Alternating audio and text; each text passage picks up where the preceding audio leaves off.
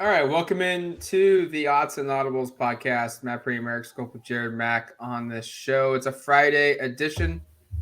That means we're diving into our game picks for number 12 Oregon, who's 4-1, 2-0 in Pac-12 play, going down to the desert in Tucson, taking on the Arizona Wildcats, who are 3-2, 1-1 in Pac-12 play. And 3-2, you look at it and you think it's not a normally a good record, but this is quite the turnaround for Arizona on this season compared to last year when they won just one game. Pac-12 network game kickoff set for 6:00. Ted Robinson, Yogi Roth on the call here. Not much from an injury standpoint that we need to get to. Erik, real quick, catch us up on just Justin Flo. That's the only notable one that's even worth mentioning right now.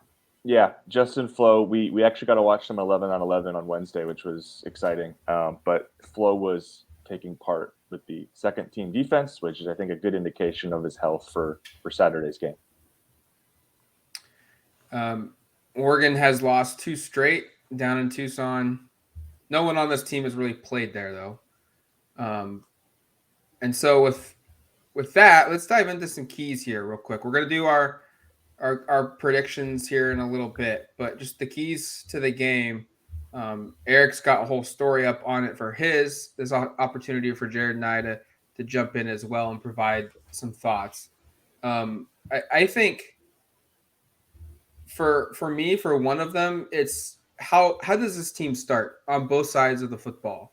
Um, we saw at Washington State a couple weeks ago where Oregon could move the football effectively, um, but when they got down to the red zone, they just couldn't finish drives, and that opened the door for Washington State to put some pressure on Oregon, which ultimately led to the Ducks having to throw the ball a heck of a lot more than they probably wanted to going into the game plan.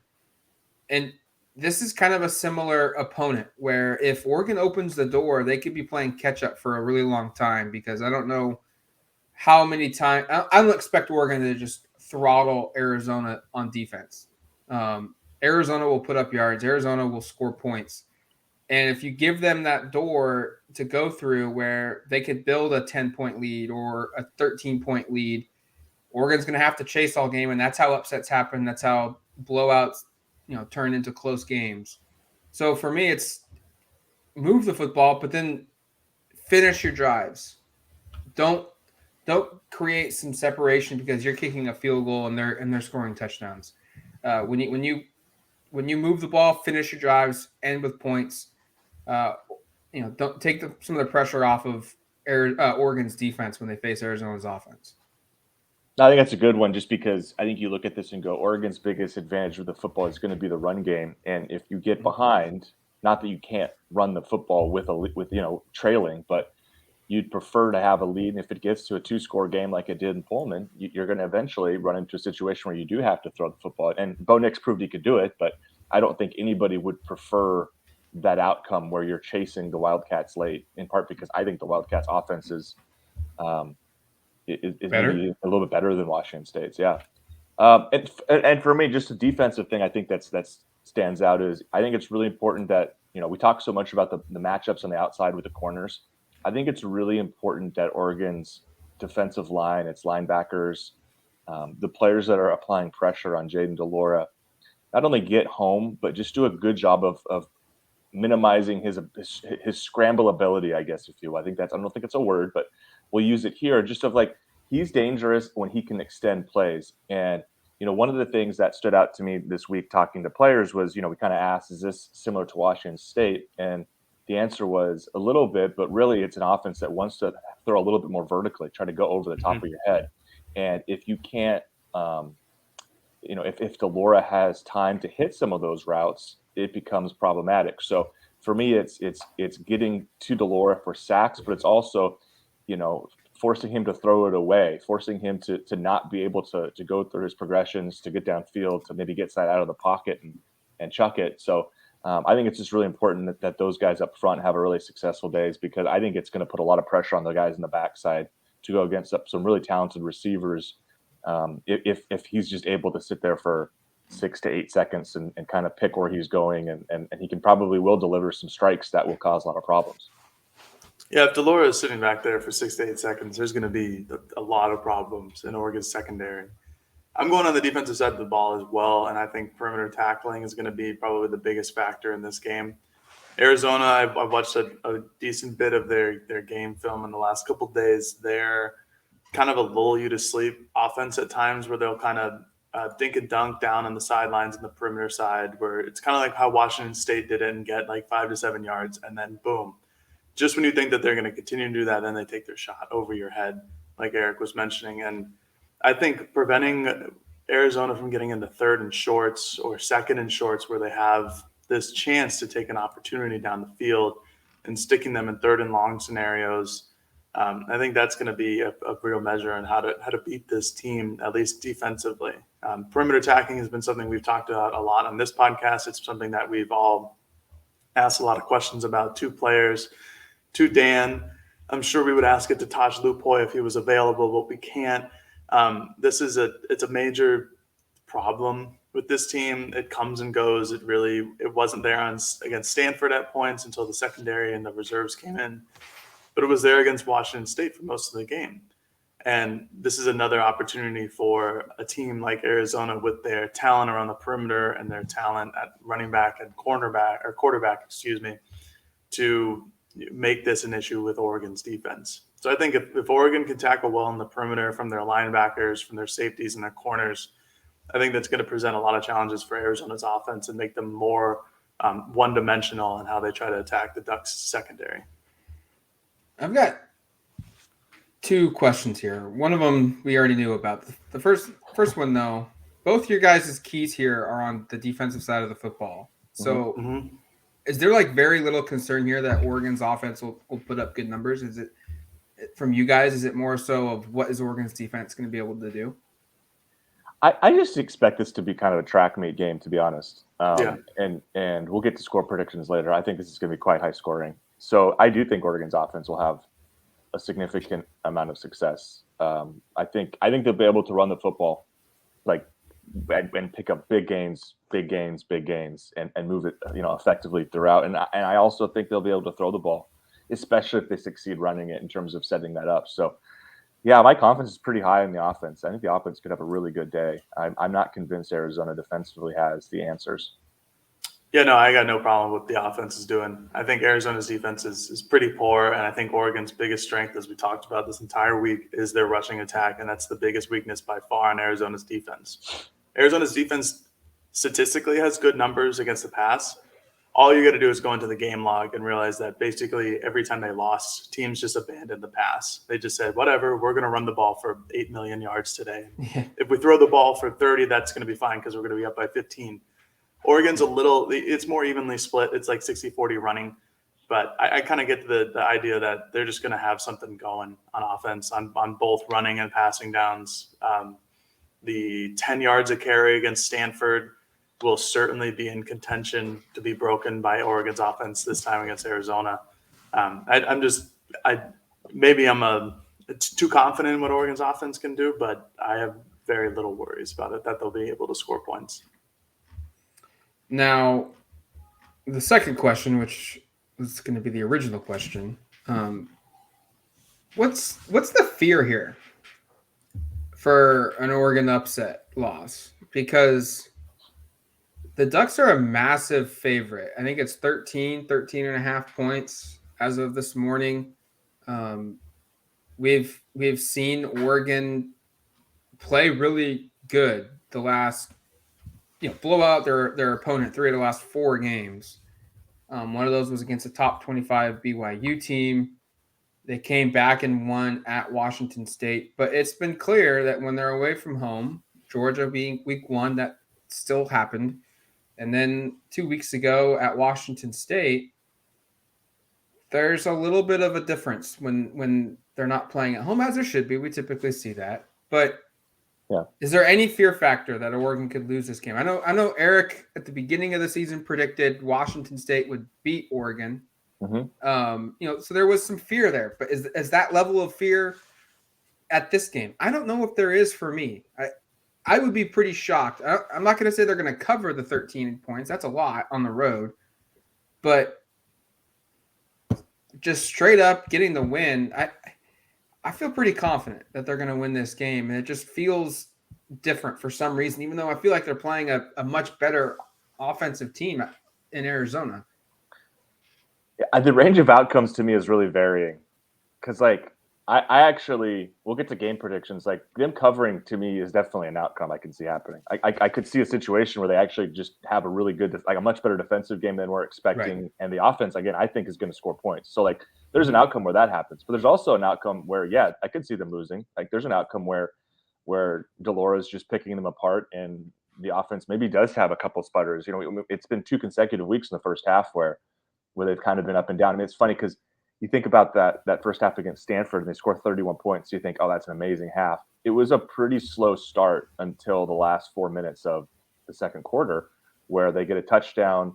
There's a turnover that gets them the ball at the 4-yard line. They put that in. They have the drive that's extended at the end by a penalty, et cetera, and they score right at the end of regulation. So, you know, I still have a ton of confidence the offense will do it. But the roadmap to Arizona winning would be Oregon making mistakes offensively, which I don't have I guess I'm not super concerned about, but like I could see that outcome taking place. So do I have any fear of it? Yeah, I have a little bit of fear that Oregon comes away with a narrow defeat in Tucson and that would kind of derail a lot of the momentum.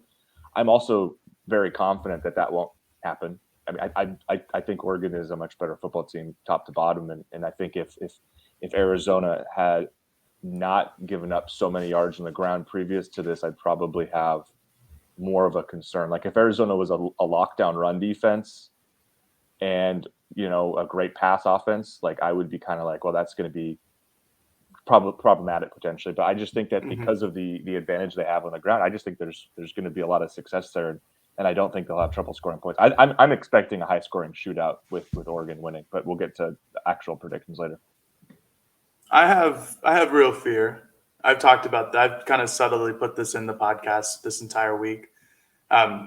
This is obviously we talked about how this is strength versus weakness on both sides of the ball, and it's just going to depend on what weakness decides to step up and how they're schemed better and how they can perform better. And you're taking the Arizona front seven against the Oregon, back four in their secondary or back five, whatever they plan to run that day. And I think that's a legitimate matchup issue. You have the two best wide receivers in the conference in Cowing and Singer for Arizona, with Tetaroa McMillan as another guy who's a very capable wide receiver. Arizona's running backs are used out of the backfield pretty high. And my concern has always been Oregon's secondary with how they're able to cover and man coverage and zone coverage, because they, outside against Stanford or BYU, I guess, it hasn't been great. I mean, I'm not going to put Eastern Washington in there just because it's Eastern Washington. And those guys are legit. All three of those guys are legit NFL players and in future years. And I'm not sure how many legit NFL players Oregon secondary has. And I think that could be it could be a legitimate issue. And I've been steadily pushing that this week, because I think it's a real lapse for potentially for Oregon's defense. And I think, like Erik, I'm confident that Oregon's going to win, but I think it's going to be a really high scoring game. Eventually I settled on a score. We'll get to it later, but I was all over the place. I didn't know what was going to happen, because, like Erik, I think that this game could turn out in a multitude of ways, whether it's a blowout one way, a blowout another way. Maybe the curse of Tucson just lives on through Dan Lanning and company.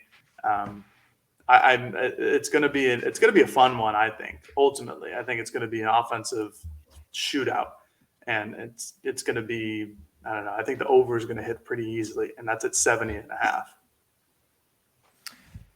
I think Jared made a good point that someone eventually, one of the weaknesses, Oregon's pass defense or Arizona's run defense, like one of those two units will probably step up, and maybe not the entire game, but make a play. And I think that goes to the next part of that is, I would tend it to be Oregon, because on paper they have the more talented group.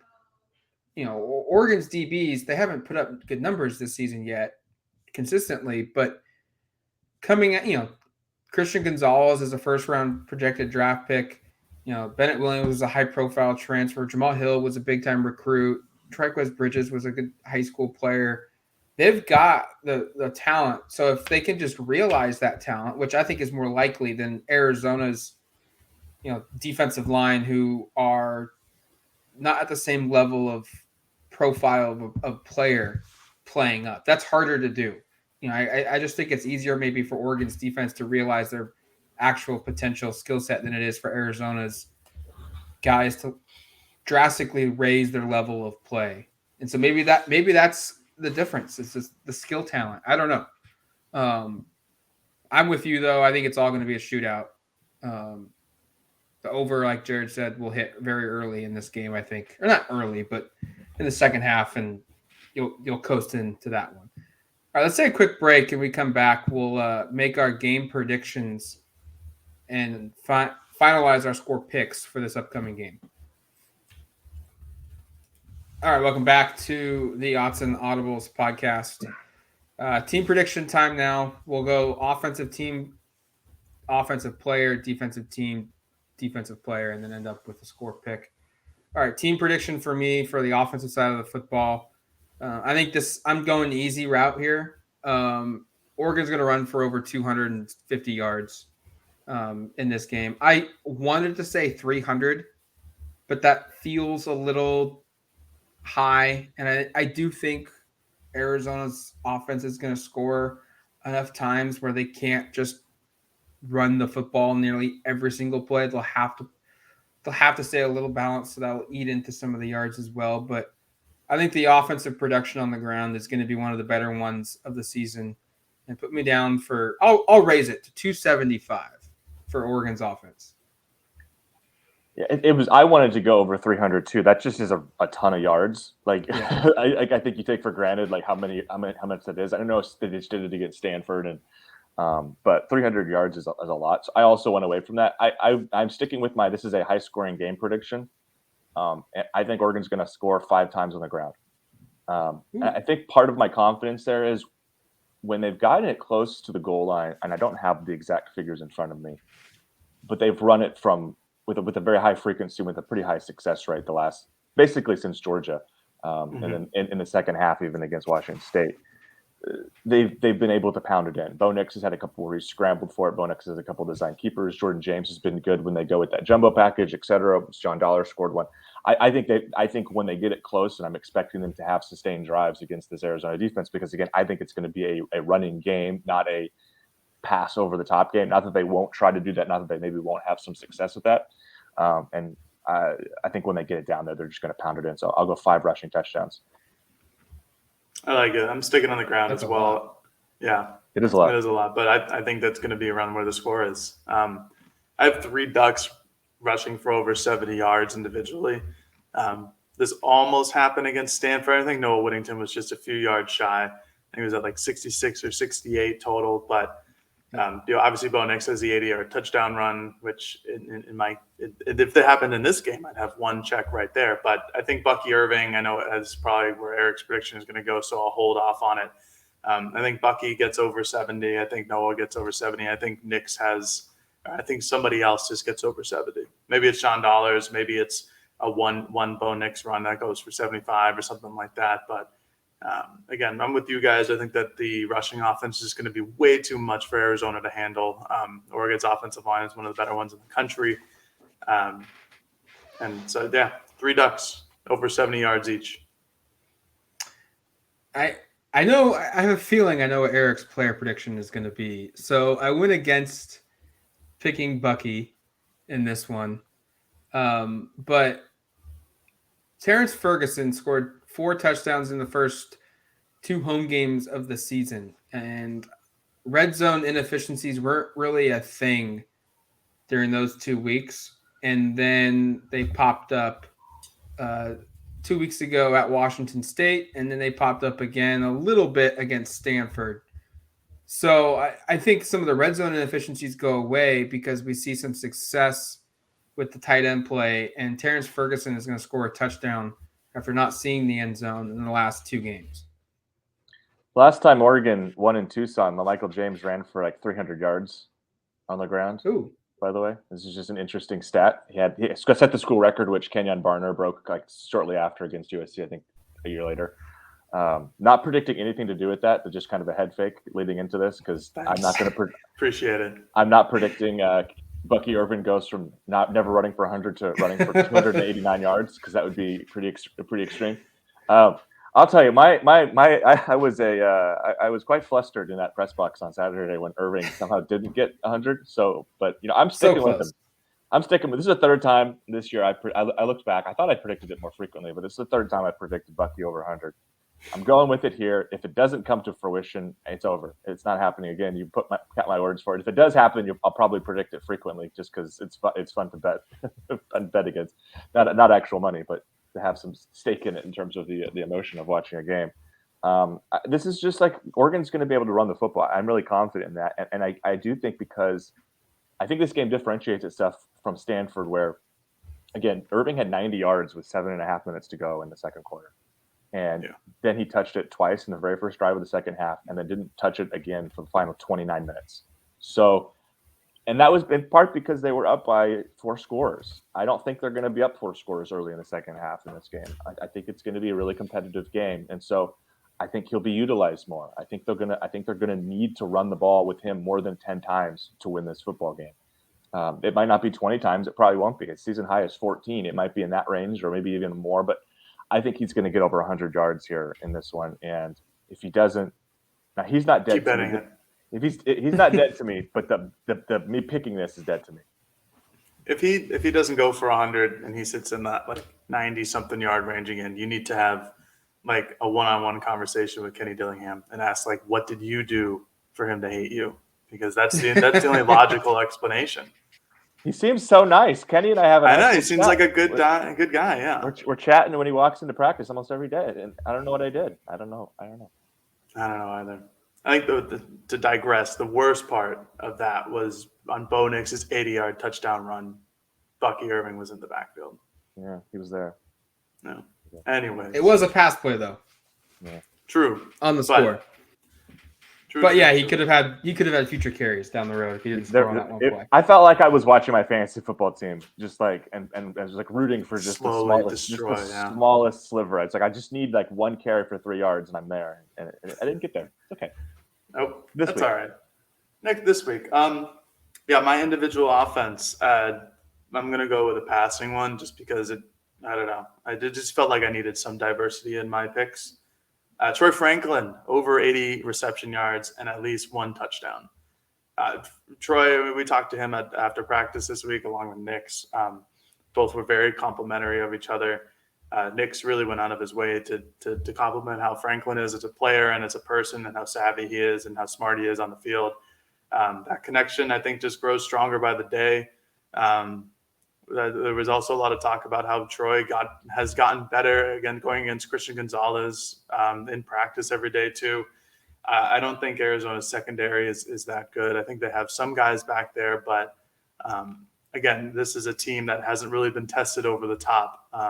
The teams against them have just straight up run, which I think Oregon will eventually end up doing. But until then, Troy Franklin, I got a touchdown, 80+ yards. So let's see it happen. All right, defense. I like that one, Jared. I almost went like big pass too, because we kind of saw last week against Stanford, even though they could run the football at will, they take their chances. Yeah, and that could be opening the door up for some big plays for the receivers and tight ends. All right, defensive team prediction. I think Oregon is going to contain the best they can the passing attack of Arizona, but it's still going to put up some pretty darn impressive numbers. I'm going 350 or more passing yards by Arizona, and that's going to be one of the better ones this season. Georgia threw for like 439 or something like that. I think Washington State was 375 or somewhere around there. I think Arizona's going to be up there for maybe second most this season on Oregon's pass defense. Jalen DeLora is going to have a big day. Coing, Singer, McMillan, they're gonna have big games, and it's just, can Oregon kind of get that one important deflection on 3rd and 4 or 3rd and 5, or get that interception, which could prove the difference in air quotes stopping the Arizona offense. Those 350 or more passing yards. Do you guys know who the last quarterback was that Oregon beat in Tucson in 2011? No. Nick Foles? Nick Foles. Yeah. Let's go. Well, I don't like Nick Foles that much. I was going to say, Nick Foles, you're a Boston guy. You can't love Nick Foles. No. But Nick Foles, I was going to say, I'm just throwing out random facts because I thought that game was really fascinating to look at in 2011. But Nick Foles almost threw for 400 yards, 398. They lost, and it was a pretty decisive Oregon win. And I bring that point up to say, just I could see this being a game where Arizona has all sorts of success offensively. I'm going over 400 for Delora is my prediction here. And I just think the Oregon pass defense is going to have some trouble.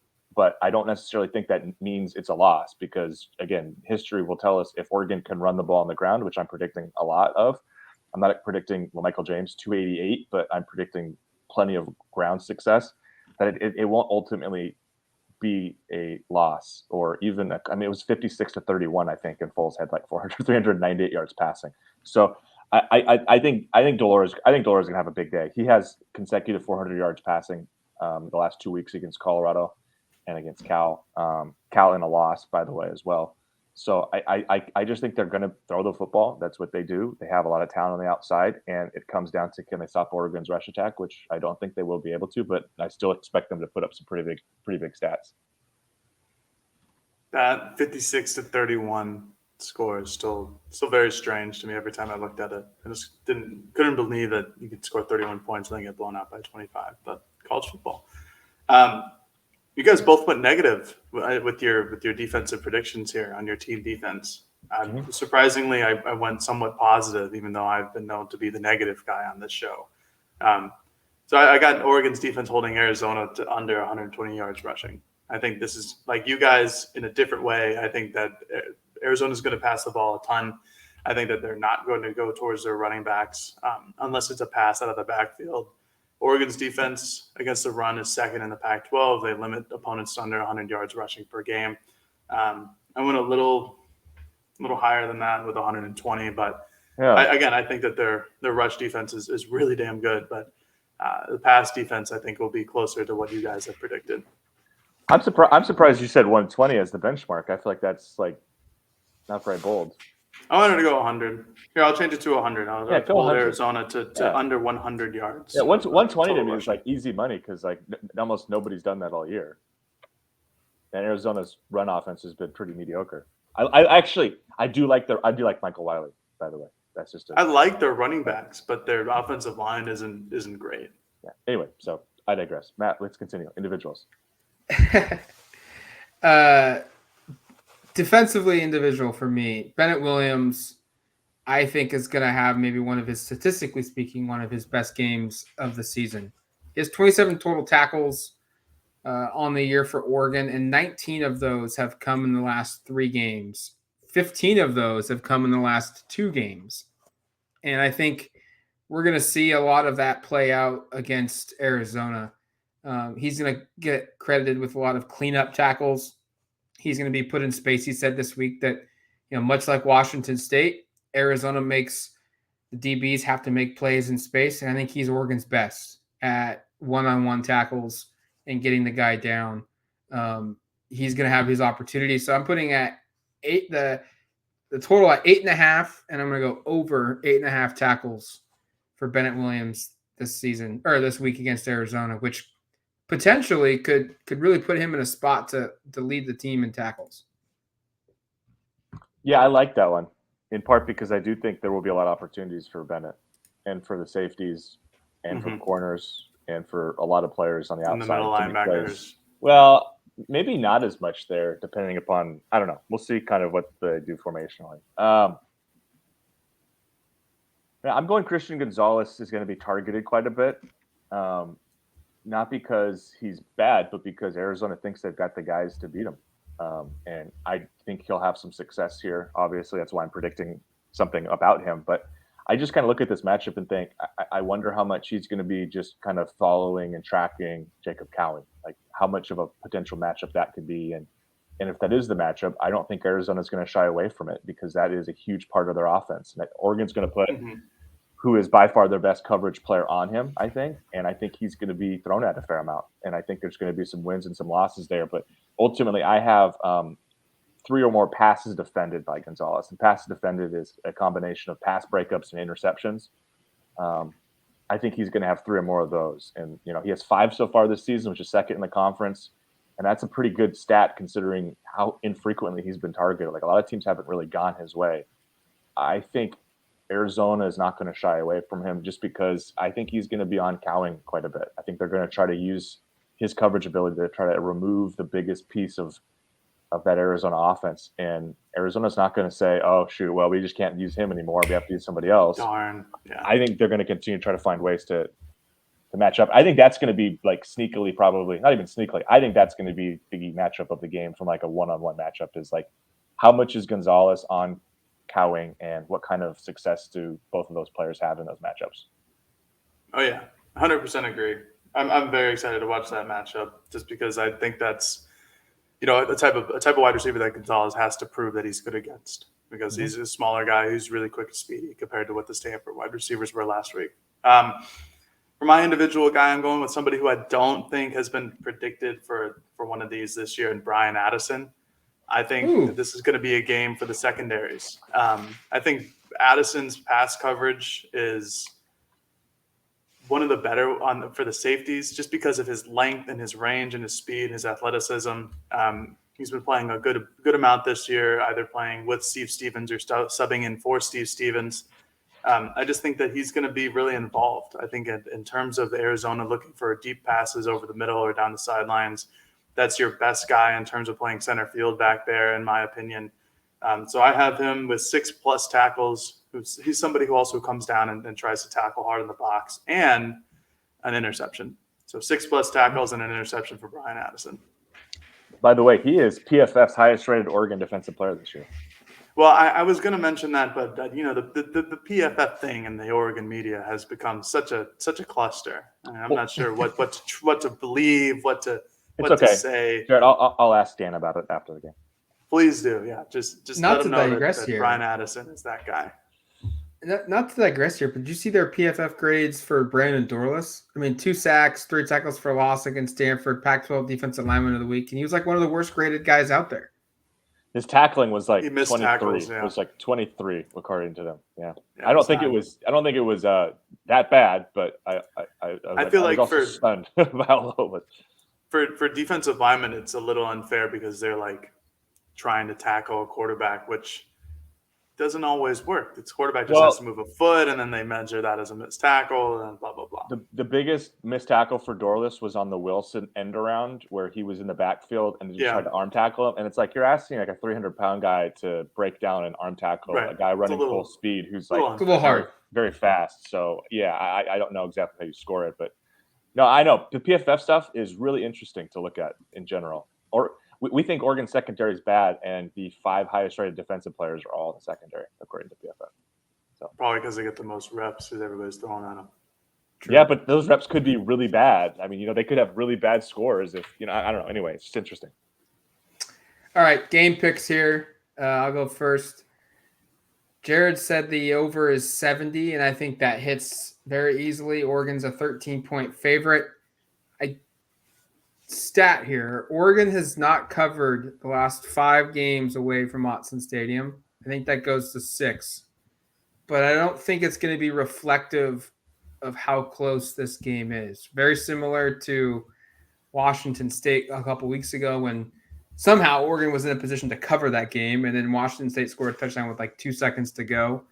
I think Oregon will be in the lead for most of this game. They'll be in kind of control. I don't know if it's going to be blowout control, but they'll have this game in their hands, almost the entire way. But a late score maybe makes this a little bit more interesting on paper. And Oregon's run game is their best defense. They keep the ball away from Jaden DeLora, allowing the defense some rest, opportunity to make adjustments. And Oregon wins a shootout 45-34. I've got Oregon winning by 11. Point spread is 13. So I'm projecting a win, but not to cover. Am I going to be the only one to predict in the cover then? Yes, you are. All right. Well, I'm doing it. And it's funny. I don't feel awesome about it, but I also just think no, not at all. I mean, no, because it's a really interesting match. Like, this is a really interesting just matchup. Like I said, I think there's a host of varying outcomes here. Of like, this could go a lot of different ways. To me, this was a game I didn't really want to predict. To make you feel better, Eric, I had Oregon covering during the show, and then I changed it. Fair enough. Yeah, well, that's kind of the way it feels. Is like I predicted in my Skopil Damas column, which comes out every Thursday. I predicted they were going to cover. That was my prediction there, and then I kind of felt bad about predicting that last night. I was talking to a couple buddies who was watching a Thursday night football game. And they were like, "Oh, you think they're going to cover?" By the way, game. We could do 10 minutes on what a terrible game that was. And I could do 20 minutes on Nate Hackett just being terrible. I had a lot of betting props that didn't come to fruition in that game because anyway, we don't have to get into tough. Tough. Mo Alley Cox just needed 10 more yards and I won a lot of money. But okay, anyway, we should stop talking about betting on sports. But no, I just think this game is a funky one, and like I was saying, we were sitting there and they were talking about kind of like what my prediction was, and I gave it to them. And they're like, "Oh wow, we're going to cover." Like they were both the guys I was hanging out with. They're kind of like, "Wow, I think it's going to be really close." And I was like, "Yeah, I kind of think it's going to be really close too." But I'll stick with it because it's already in print. Unlike Matt, who didn't have his in print, he was able to change it mid podcast. I think it's going to be high scoring. I'll go 49-35. I do think this game is just going to feature a ton of points. I think both teams have offenses that are hard to stop for different reasons. I think Oregon's variance offensively is better in terms of we've seen them this year win games almost entirely because of running on the ground and their running backs. And in this last game, we saw Bo use his legs pretty effectively. And then we've seen them win games where they've had to throw it. Or a game where they've had to throw it against Washington State, where the run game was there, but they got into a hole and Bo had to throw for over 400 yards and they won. So I just think Oregon is more capable of doing more, I guess, a higher frequency or more of a variety of things offensively with success. So I think it's going to be another really good offensive game for Oregon. And a part of me is also saying this because they're in this 4-game win streak where they've averaged over 40 points per game. And I don't think this Arizona defense is the defense to stop that run. I don't think this is an Arizona defense that's is capable really of holding Oregon to like 30 points or fewer, 35 points or fewer. And I think Oregon's going to have some success scoring. So I'll go 49-35. I don't feel great about it. I feel pretty confident in Oregon win, but the covering part, even as I'm saying it, I'm kind of like that might be a little much. I mean, this game is going to go over 70 points. I'll get to my prediction in a second. I also don't think that they'll cover. But I first want to outline how very strange this all-time series is between these two teams. It's either a complete blowout or one random close game in 10 years. Here are a couple of the scores the last couple of years. 41-19 Oregon, 34-6 Oregon, 44-15 Arizona, 48-28 Oregon, 51-13 Oregon. Here's the close game, 31-24 Arizona in Eugene. And then 42-16 Arizona, 49-0, 56-31, 48-29 for Oregon. They're all blowouts. They're all not even close. And the game that I looked at the most was that 51-36 game that Erik mentioned earlier in the podcast. And I thought that might be the perfect score for this game. But I couldn't do it. I just couldn't. There's something about my heart that told me no. So I did 48-38 Oregon. I have them, again, just an explosive game. I don't have them covering, but I do have them winning in the end. It's just going to be a lot of points. I think that one of these teams could hit the 50s if Oregon doesn't run the ball nearly every down, which I think they should be doing. But I still think even if they do that, they still get to 48 points. Sorry. They still get to 48 points, and I think that they come close to getting to that 50-burger mark. It wouldn't surprise me if Oregon won by 20. But it also wouldn't surprise me if Oregon lost by 3 on a last-second field goal. It's a very strange game, one that I didn't really want to predict because I'm like 90% sure about how this is going to go, but that 10% is still very much in my brain about what could potentially happen. I think when you say they cover, I look at this and think like, okay, a 7-point game or like a 6-point game that could lead to like a 10 or a 13-point win, and it'd be like, wow, they easily covered. But when the spread gets this high, that's a lot of points. Especially, and I understand that Arizona wasn't very good last year, but they're still a Power 5 team. They still have solid players, at multiple spots on the field. Unlike, the Eastern Washington just couldn't physically compete. Yeah, and so if this was 10 points, I would take Oregon to cover that. But you're asking a team to basically double, 14 points or more, 2 touchdowns or more to cover that, to get this cover. That's a lot. And I feel like if we viewed Oregon as a playoff caliber team, that level of good, 2019, even though they never really did because of the coaching, or 2014, Oregon, like those teams didn't have problems treating this Arizona team, who's probably going to be somewhere in that 5 to 7 win range this year, making them look like a team that's a 2 or a 3 win team. And that's what's required to get these big of covers. And I just don't think Oregon's there yet. They can that doesn't mean Oregon's not good. I think Oregon's really good. I just don't think that they're at that point yet where they're so good at every position that they're going to make a bowl eligible type team look like a 2 or a 3 win team. I think that's really reasonable, and that's why this is hard to stick with the cover prediction, because I do think Arizona's much improved. I also think Oregon has significantly better talent across the board. Yeah, I mean, if you just look at it from the team talent composite, and we also know that doesn't necessarily mean anything. Yeah. Right. I mean, we've seen this year, Arizona or Washington State, I think, has nearly no blue chip guys, and that game was as close as it could possibly be in the fourth quarter. And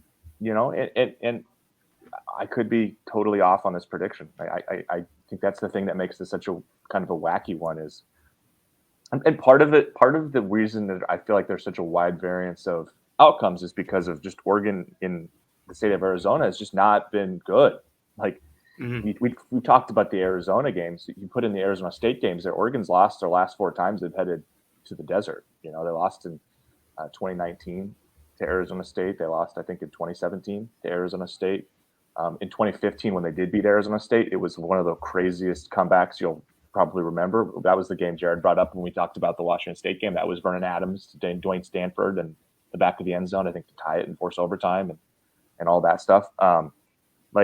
The games in Arizona have just not gone very well. And that's part of the reason this is a hard one for me, because I do think if this game was played at Autzen, I'd have no problems predicting a cover or a comfortable win. But yes, and I don't know if it really even matters, because it's this is a totally new team, both coaching staffs. Nobody's coaching in this game who coached the last time these teams played. Nobody's playing in this game really played the last time.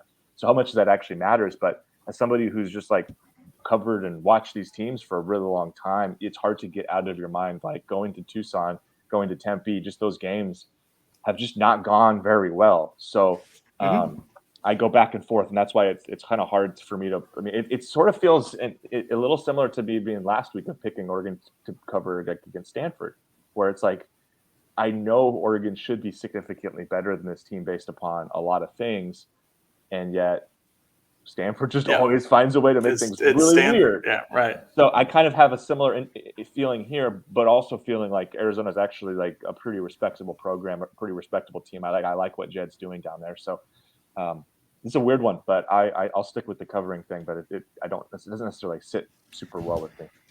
We've also failed to mention this is a sellout, or 2,000, 3,000 people.